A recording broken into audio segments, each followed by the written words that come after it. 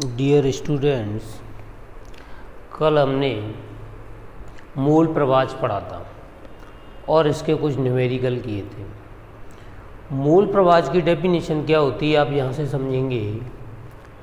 यदि विलय का मूल प्रवाच है तो विलय के मूल अपॉन बिलियन के मूल, और विलायक का मूल प्रवाच है तो विलायक के मूल अपॉन बिलियन के मूल। और सिर्फ मूल प्रवाच की डेफिनेशन देनी हो तो किसी बिलियन में उपस्थित विलय या विलायक के मूलों की संख्या और बिलियन के संपूर्ण मूलों की संख्या के अनुपात को मूल प्रवाच या मूल अंश कहते हैं।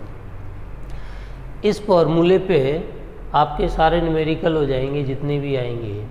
अभी मैंने एक क्वेश्चन और लिखा है जिसमें तुम्हारा रिवीजन हो जाएगा। मूललता, मूलरता, मूल अंश, इन तीनों की गणना एक ही क्वेश्चन में आपको मिल जाएगी।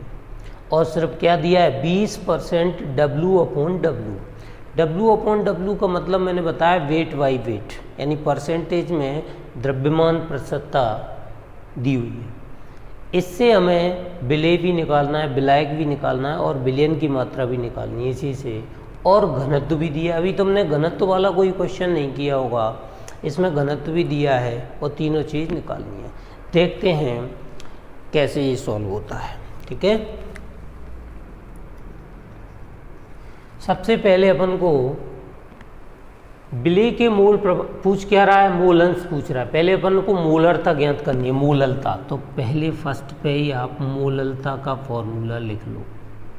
बिना फॉर्मूला के पता नहीं चलता कि हमें क्या क्या निकालना है। मूललता, मूललता होती है small m equal to WB यानी विलय की मात्रा अपॉन MB यानी विलय का अणुभार इंटू 1000 बटे WA मतलब विलायक की मात्रा।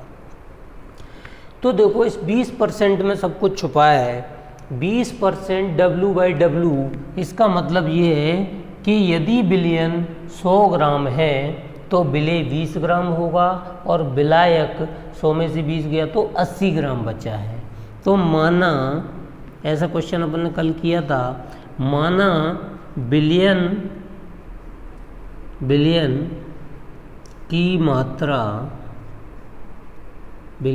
मात्रा इक्वल टू 100 ग्राम है, तब विलय इसमें क्या है KI का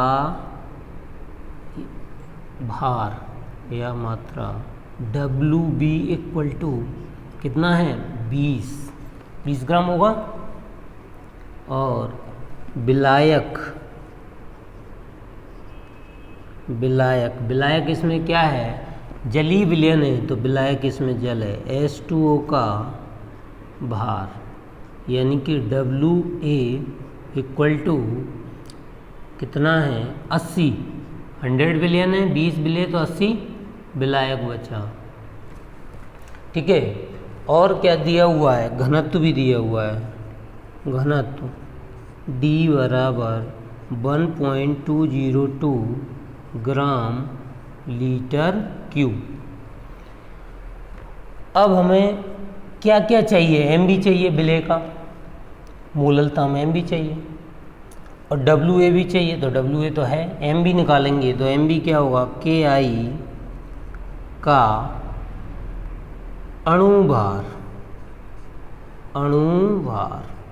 यानी कि MB इक्वल टू, पोटेशियम होता है 39 उसका भार हो गया पोटेशियम का। आयोडीन का होता है 127, तो आयोडीन का 127 ऐड कर दो इसमें, 127 इक्वल टू ये आ जाएगा 166। ठीक है, ग्राम। अब यहीं पे आप MA भी निकाल लो, ये ज़रूरत पड़ेगा विलायक का। कब, जब हम मूलरता ज्ञात करेंगे तब। तो यहीं पे निकाल लो जल H2O का अणुभार Ma, विलायक का अणुभार जल का कितना होता है, हाइड्रोजन का 2 ऑक्सीजन का 16 कई बार निकाला है 18 ग्राम। इतनी सारी चीज़ें हमने निकाल रखी हैं इनके लिए। अब लगाते हैं फॉर्मूला। मोललता का फॉर्मूला स्मॉल m बराबर WB कितना दिया है, WB 20 ग्राम अपॉन MB कितना दिया है, MB यह भी निकाला है 166 इंटू 1000 अपॉन WA विलायक का भार 80। इसको सॉल्व कर लो, 20 चौक 80, 4 से काट लो, 25 बार 250, तो m इक्वल टू आ जाएगा 1.5 मोल प्रति किलोग्राम। ये तो आ गया मोललता। ठीक है, अब मैं यहीं पर ज्ञात कर देता हूँ मोलरता। दूसरा है पार्ट है मोलरता। मोलरता small capital M equal to capital M equal to क्या फॉर्मूला होता है, WB upon MB into 1000 upon VML। अब देखिए इसमें WB दिया हुआ है 20, MB ये निकाला है 166 इंटू 1000 अपॉन VML कहाँ है, VML हमारे पास अभी नहीं है, वो घनत्व से निकलेगा। हम क्या जानते हैं, मैं यहीं पे निकाल लेता हूँ, घनत्व बराबर द्रव्यमान बटे आयतन। ये फॉर्मूला हम जानते हैं कि नहीं, घनत्व बराबर द्रव्यमान बटे आयतन। ठीक, घनत्व दिया कितना है, ये दिया है 1.202। विलयन का द्रव्यमान कितना दिया है, विलयन का द्रव्यमान मात्रा 100 ग्राम, और आयतन निकालना है VML। आयतन को इधर ले जाओ, VML इक्वल टू 100 अपॉन 1.202। इसको रख दो यहाँ, 100 अपॉन 1.202। सॉल्व कर लो, आंसर आ जाएगा, ये कट गया 10 से 10। ठीक है, ऊपर कितना है 20 इंटू 10 अपॉन 166, और ये ऊपर क्या हो जाएगा 1.202 कैपिटल है। इसको सॉल्व कर लेना, सॉल्व करके आंसर आ जाएगा 1.45। इकाई मोलरता की होती है मोल प्रति लीटर। मैं सेकंड मेथड शॉर्टकट बता देता हूँ, बहुत जल्दी हो जाएगा, इतना तामझाम नहीं है, ये फार्मूला भी नहीं लगाना पड़ेगा। मोलरता का एक फार्मूला और होता है, मोलरता M बराबर, इसको याद रखना तो तुरंत हो जाएगा। ये तो मैंने इससे करा दिया, परसेंटेज जब घनत्व दिया हो तब लगेगा ये फॉर्मूला मोलरता का। परसेंटेज इंटू घनत्व इंटू 10 अपॉन अणुभार, ये वाला फॉर्मूला है। इससे भी करोगे तो भी आ जाएगा, देखो करके देखो। M इक्वल टू परसेंटेज कितनी दी है इसमें 20%, 20 इंटू घनत्व कितना दिया है क्वेश्चन में 1.202 इंटू 10 अपॉन 166।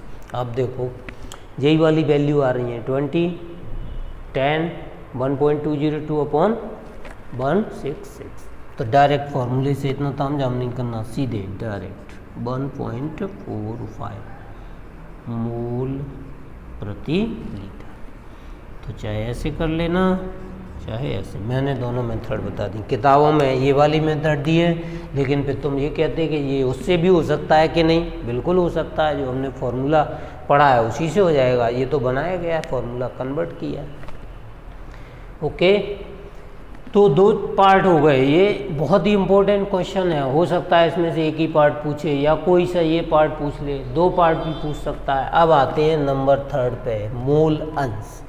इसको स्क्रीनशॉट ले लो, मैं इधर से मिटा रहा हूँ क्योंकि मूल अंश अभी मुझे इधर सॉल्व करना है।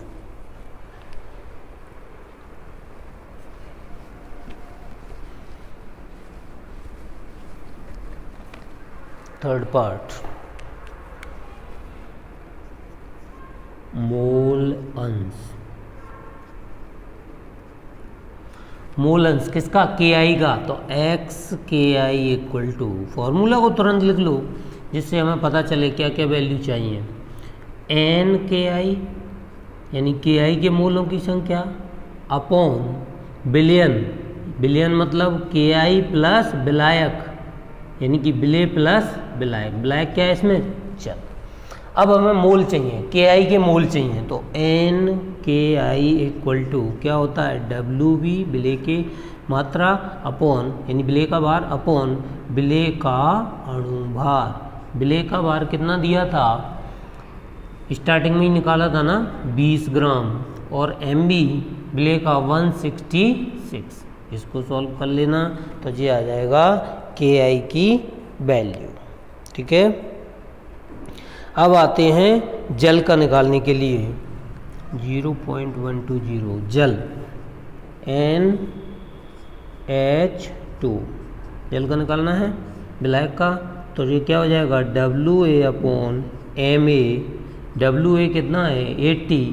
क्वेश्चन में 20% ये था विलेय, तो 80 क्या बचा? विलायक अपॉन MA जल का, MA अणुभार जल का कितना होता है? 18, पहले ही निकाल चुके हैं, और इसका भाग दे लेना 80 का, तो इसका आंसर आ जाएगा 4.44। दोनों के मूल आ गए, फॉर्मूले में पुट कर दो, आंसर आ जाएगा। एक्स के आई कितना सिंपल क्वेश्चन था। एन के आई कितना है? 0.120 अपॉन 0.120 प्लस 4.44।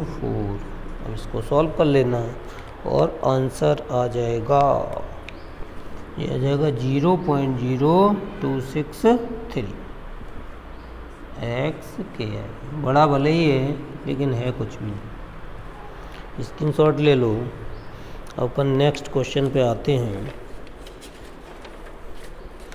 जल की मोलरता ज्ञात करो। अब जल की, इसको हटा रहा हूँ, ये क्वेश्चन लिखा हुआ है तुम्हारे सामने।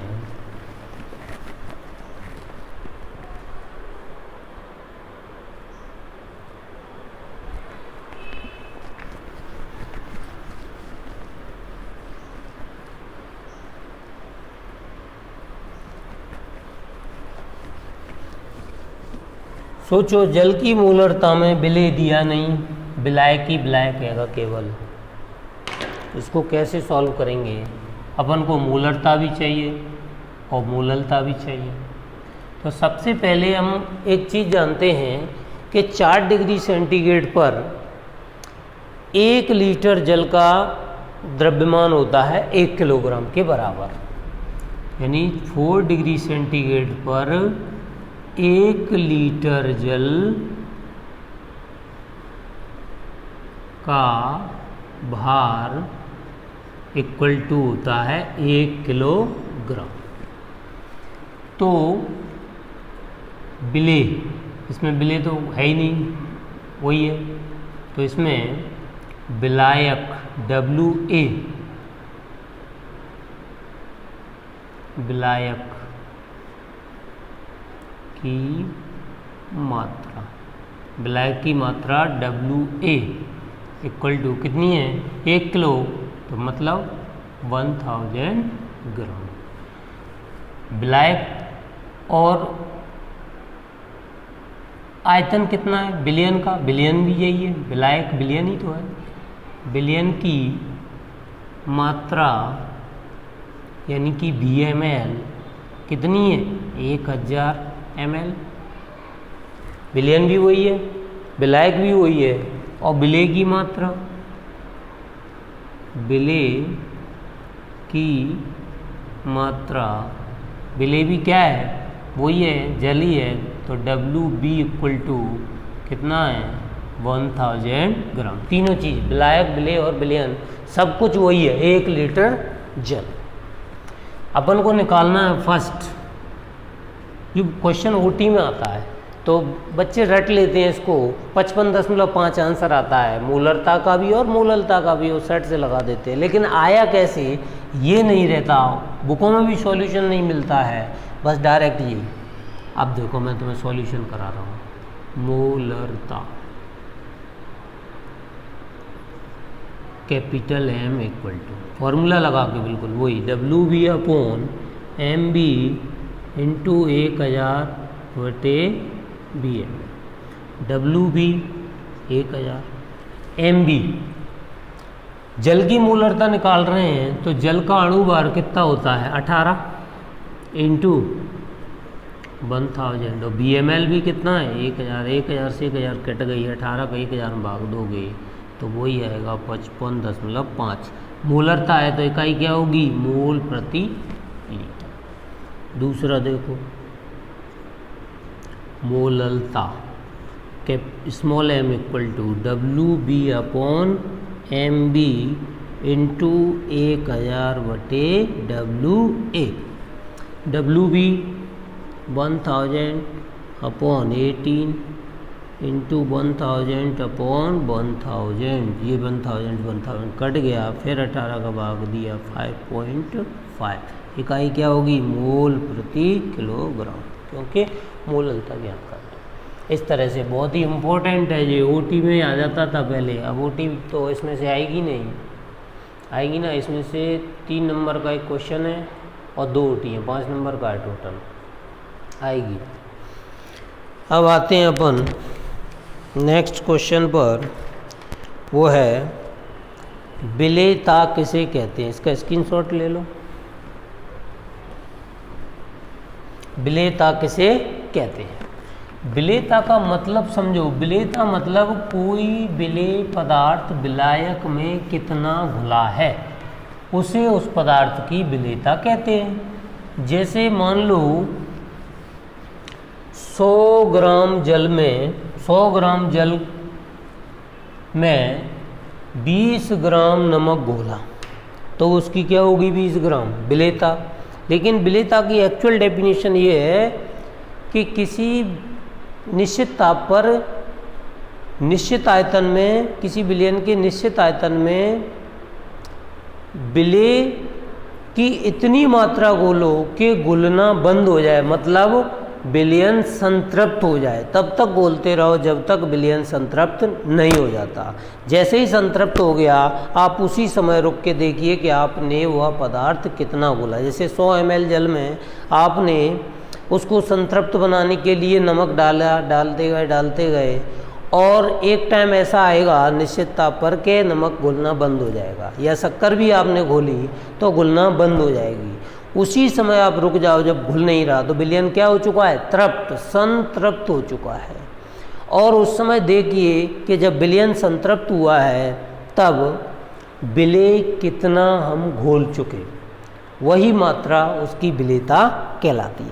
जैसे विलयन के निश्चित ताप पर विलायक के निश्चित द्रव्यमान में संतृप्त विलयन बनाने के लिए विलेय की घोली गई मात्रा को विलेयता कहते हैं।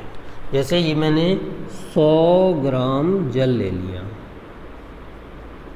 ठीक है, और इसमें मैंने संतृप्त बनाना है, ये जल भरा है, और इसमें मैंने शक्कर घोलना चालू किया और शक्कर इसमें घोलता गया। ये घुलना कभी तो बंद होगी, निश्चित ताप पर मान लो 50 डिग्री सेंटीग्रेड पर, कभी तो घुलना बंद होगी। जब घुलना बंद हुई उसी समय आप देख लो कि शक्कर आपने इसमें कितनी घोली। मान लो शक्कर आपने 20 ग्राम घोल दी, संतृप्त होते होते कितनी घुल गई 20 ग्राम। तो बताओ 100 ग्राम जल की विलेयता कितनी हो गई 20 ग्राम, ठीक है। तो इसकी डेफिनेशन मैंने वैसे नोट्स में दी है। निश्चित ताप पर किसी विलायक के निश्चित द्रव्यमान का संतृप्त विलयन बनाने के लिए घोली गई विलेय की मात्रा को विलेयता कहते हैं, ठीक है। विलेयता समझ में आ गई। विलेयता क्या है? किसी विलयन को संतृप्त बनाने के लिए विलेय की घोली गई मात्रा, उसकी विलेयता, लेकिन ताप निश्चित हो और विलायक की मात्रा भी निश्चित हो, तभी पता चलेगा। विलायक ज़्यादा कम करोगे तो विलेयता भी बढ़ घट जाएगी। ठीक है, विलायक की मात्रा निश्चित, ताप निश्चित, और जब तक बोलो जब तक विलयन संतृप्त नहीं हो जाता उस समय विलयन की विलेयता आप प्राप्त कर सकते हो। चलिए, अब आती है गैसों की द्रव्य विलेयता को प्रभावित करने वाले कारक। गैसों की द्रव्य विलेयता को प्रभावित करने वाले कारक, यानी गैसें द्रव में कैसे घुलती हैं, कितनी मात्रा में घुलती हैं। जैसे इसमें जल भरा हुआ है, जल है, जल को बोलते हैं विलायक, और इसमें घुली हुई है कोई गैस, तो क्या बनाएगी वो? विलयन। ये कौन सा विलयन हो गया? द्रव में गैस विलयन हो गया, द्रव में गैसीय विलयन। जैसे कि वायु, नहीं, जल में वायु, ऑक्सीजन प्लस ऊष्मा। हमेशा कोई भी द्रव गैस को जब घोलता है तो वो उसमें ऊष्मा निकलती है। ये हमेशा ऊष्मा छेपी अभिक्रिया कहलाती हैं। ऐसी अभिक्रियाएँ ऊष्मा छेपी होती हैं, ऊष्मा छेपी। और आप सब जानते हो कि ऊष्मा छेपी अभिक्रियाएँ ताप बढ़ाने से पश्चिम दिशा में चलती हैं। ऐसा लीसा तेलिए ने कहा था, 11th में आप पढ़े होंगे, लीसा तेलिए के नियम से। लीसा तेलिए का नियम क्या कहता था कि किए गए परिवर्तन का प्रभाव नष्ट हो जाए। अभिक्रिया उस दिशा में विस्थापित होती है जिधर किए गए परिवर्तन का प्रभाव नष्ट हो जाए। यानी विलायक में गैस घुलती है तो विलयन बनता है, प्लस ऊष्मा निकलती है। और जब भी किसी अभिक्रिया में ऊष्मा निकलती है वो ऊष्मा छेपी अभिक्रिया होती है, और ऊष्मा छेपी अभिक्रियाएँ ताप बढ़ाने से पीछे चलती हैं और ठंडा करने से आगे चलती हैं। ताप कम करोगे तो आगे। कुछ अभिक्रियाएँ तुमने देखा होगा ऊष्मा शोषी, जो अवशोषित करती हैं वो ताप बढ़ाने से अग्र दिशा में जाती हैं, लेकिन छेपी अभिक्रिया हमेशा पश्चिम दिशा में जाती हैं। मैं तुम्हें एक एग्जांपल और दे देता हूँ इसका। जैसे कली चूने में आप पानी डालो तो कली चूने में से ऊष्मा निकलेगी, बहुत गर्म, हाथ पर रख लोगे तो जल जाएगा, रखना नहीं, जल जाएगा। बहुत मात्रा में ऊष्मा निकलती है और वो घुल जाएगा। लेकिन यदि उसको गर्म करोगे आप तो वापस से पानी अलग हो जाएगा और आपका कली चूना नीचे बैठ जाएगा। तो बताओ, गर्म किया आपने, टेम्परेचर दिया तो वो दोनों अलग अलग हो गए। पहले आपने मिलाए थे जब ठंडा था, और गर्म किया तो अलग अलग हो गए। तो अभिक्रिया कैसे चलती है? पश्चिम दिशा में। तो जिन अभिक्रियाओं में ऊष्मा निकलती है वे अभिक्रियाएं ताप बढ़ाने से पीछे जाती हैं। और भी एग्जाम्पल दे सकता हूँ। जैसे आप पानी को गर्म करना कभी, तो जैसे आप पानी को गर्म करोगे तो पानी में गैसें घुली होती हैं। जब गर्म करोगे तो उसमें बुलबुले उठते हैं, यानी बुलबुलों के रूप में पानी से गैस बाहर निकलती है। विलयन था, आपने गर्म किया तो विलायक अलग हो गया और गैस उड़ के बाहर चली गई। इसको कहते हैं गैसों की द्रव्य विलेयता। इसको प्रभावित करने वाले कारक कौन कौन से हैं? जैसे ताप, दाब, विलायक की प्रकृति। ठीक है, तो सबसे पहले हम इसका प्रभाव देखते हैं, ताप का प्रभाव। ताप का प्रभाव एग्जाम्पल मैंने दिया था तुम्हें, ताप बढ़ाने से गैसों की द्रव्य विलेयता घटती है। ताप बढ़ाने से गैसों की द्रव्य विलेयता घटती है, क्योंकि लीसा तेलिए के नियम से यह एक ऊष्मा छेपी अभिक्रिया है और ताप बढ़ाने से ऊष्मा छेपी अभिक्रियाएं पश्चिम दिशा में चलती हैं। तो गैसों की जल में विलेयता ताप बढ़ाने पर घटती है। यही कारण है कि जब जल को गर्म किया जाता है तब उसमें घुली हुई गैस बुलबुलों के रूप में बाहर निकलती है। ठीक है, अब आते हैं दाब का प्रभाव। दूसरा, दाब का प्रभाव। दाब बढ़ाने से क्या होगा ऐसी अभिक्रियाओं का? तो हेनरी का नियम इसमें लगेगा। हेनरी ने कहा था कि किसी भी अभिक्रिया में उसकी विलेयता यानी कि m मान लूँ मैं विलेयता दाब के समानुपाती होती है। यदि आप प्रेशर ज़्यादा लगाओगे दाब तो विलेयता बढ़ जाएगी और दाब घटाओगे तो घट जाएगी। जैसे एक बोतल है,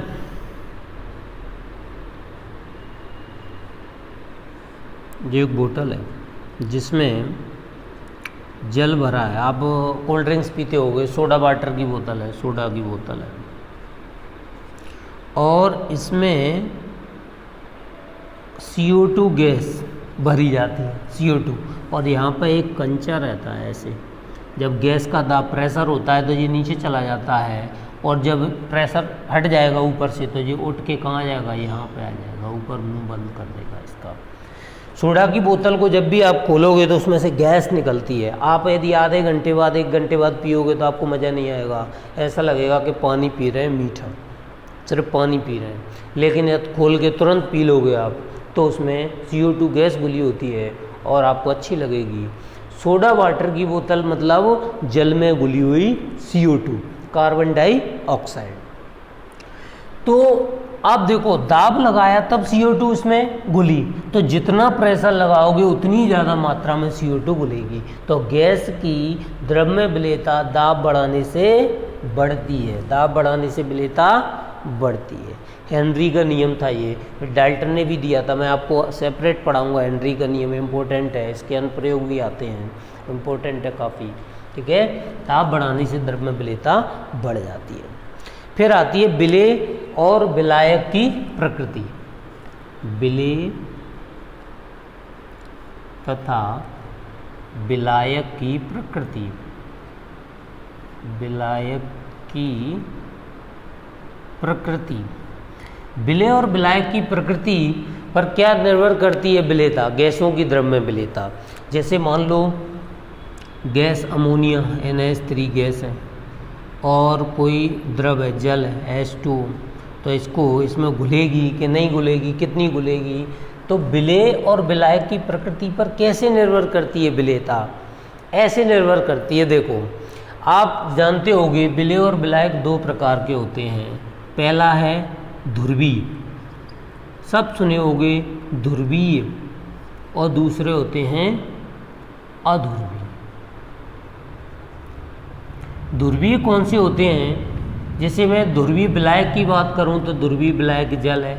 ध्रुवीय विलायक और अध्रुवीय विलायक की बात करूं तो अल्कोहल है, ईथर है, बेंजीन है, कार्बन टेट्राक्लोराइड है, ये सब अध्रुवीय हैं। इनमें कौन कौन सी गैस घुल सकती है, hydrochloric gas HCl, ammonia NH3, ये सब ध्रुवीय हैं। इनमें कौन सी गैसें घुलेंगी, अध्रुवीय गैसें। अध्रुवीय गैसें जैसे मान लो ऐसी गैसें जिनमें अध्रुवीय, ध्रुवीय का मतलब समझो पहले। ध्रुवीय का मतलब होता है जिनमें धनायन और ऋणायन में टूट जाती हो, जो धनायन ऋणायन बनाती हो, गैस हो चाहे वो विलायक हो। अध्रुवीय कौन होते हैं, अध्रुवीय वो होते हैं जो धनायन ऋणायन नहीं बनाते, जैसे नाइट्रोजन N2, O2, CO2। इनमें कोई भी गैस ऐसी नहीं है जो ध्रुवीय हो, जे अध्रुवीय हैं, जे ध्रुवीय हैं। तो विलेय और विलायक की प्रकृति कैसे निर्भर करती है गैसों की द्रव्य विलेयता पर। देखो ध्रुवीय विलायक में ध्रुवीय विलेय घुलेगा, अध्रुवीय विलायक में अध्रुवीय विलेय घुलेगा। जितना ज़्यादा मात्रा में आप घोल सकते हो तो अध्रुवीय को अध्रुवीय में घोलो और ध्रुवीय को ध्रुवीय में। यदि अध्रुवीय को ध्रुवीय में घोलोगे बहुत कम मात्रा में घुलेगी ही नहीं। आप खुद सोचो, पानी को उसमें तेल में घोलोगे, घुलेगा क्या, क्योंकि पानी कैसा है ध्रुवीय और तेल कैसा है अध्रुवीय, दोनों आपस में एक दूसरे से नहीं घुलेंगे। इसी प्रकार ये है कि अध्रुवीय अध्रुवीय में और ध्रुवीय ध्रुवीय में। लाइक डिजॉल्व लाइक, जैसे को तैसा घोलता है। ध्रुवीय विलायक ध्रुवीय विलेय को घोलेगा, अध्रुवीय विलायक अध्रुवीय विलेय को घोलेगा। इस प्रकार निर्भर करती है गैसों की द्रव्य विलेयता। ये तीनों हो गए ताप, दाब और विलेय विलायक की